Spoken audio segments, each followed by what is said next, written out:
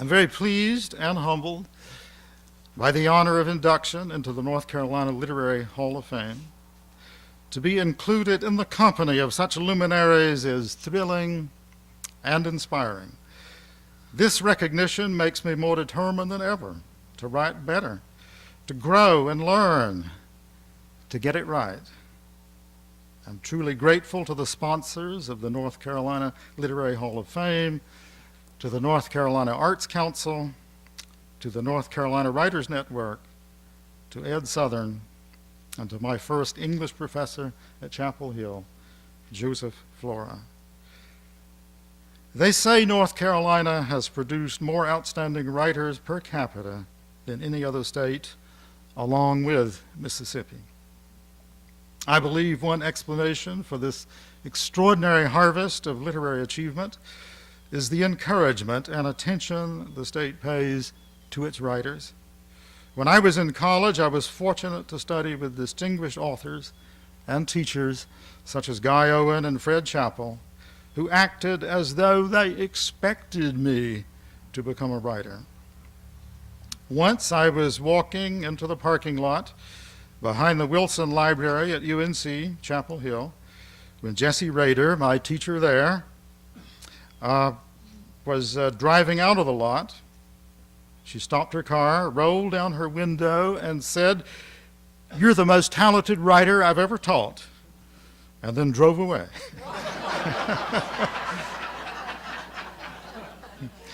She may well have said that to all of her students. But I walked into the library that day about 3 feet off the ground. Recently, I was asked to describe my sense of place in connection with my writing. My sense of physical place is very specific. It's about a square mile of land on Green River in the Blue Ridge Mountains of North Carolina, where I grew up in the late 1940s and 1950s. The land had been bought by my great-great-grandfather, Daniel Pace, in 1838. It stretched from the banks of the river to the rim of the Mount Olivet Ridge. There was a peach orchard on top of the mountain and apple orchards on the hillside. As a child, I worked in the fields turning up arrowheads and pieces of Indian pottery as I hoed corn or plowed with a horse in the loamy bottomlands. I hoed strawberries on the red clay upland patches and gathered leaves for cow bedding in the woods. In my free time, I could roam the pastures, climb trees in the woods, dig caves in the sides of the gullies, build ponds on the pasture branch. I knew intimately every ditch and pine thicket and place on Kimball Branch where some Indian craftsman had left thousands of chips as he made arrowheads. I knew the pits and the mountainsides where my great-uncles had dug for zircons. My cousins and I slid down the mountainside on boards polished by leaves. I knew the swimming holes in the river, the places where the trout lurked, the gloomy outhouse.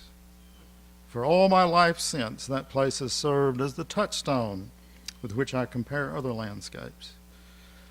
But for me, there is an equally important sense of place for which I have no name in the landscape of language. When I heard a phrase as a child, such as the valley of the shadow of death, or death where is thy sting, or before Abraham was, I am, I knew it was a place I had to seek, where language had an intense luster, a strange and luminous vitality. I did not know how to get there, but I knew it was what I had to try for. When I was older, I found guideposts to that place in lines from Walt Whitman. I looked long and long, or in Longfellow, a boy's will is the wind's will, or Sandburg, I listened to the wind counting its money and throwing it away. In my search, I found other guides in the music of Mozart, and Look Homeward Angel, and the writing of Boris Pasternak, sometimes in film. When my sister Evangeline, who's here today, returned from her first year at college with her freshman English textbook, I looked through that anthology of American literature and found a poem by Wallace Stevens called Domination of Black. In that poem, he talked about the fire turning inside a fireplace, and the leaves outside spinning, and the wheeling of the planets far overhead. I was stunned by the analogy of motion, far and near, and the words, I was afraid, and I heard the cry of the peacocks. That was my first inkling of the connection between terror and the sublime. However scary it might be, I knew that was a place in the geography of language which I must make every effort to reach, however long it might take, whatever the cost. Thank you.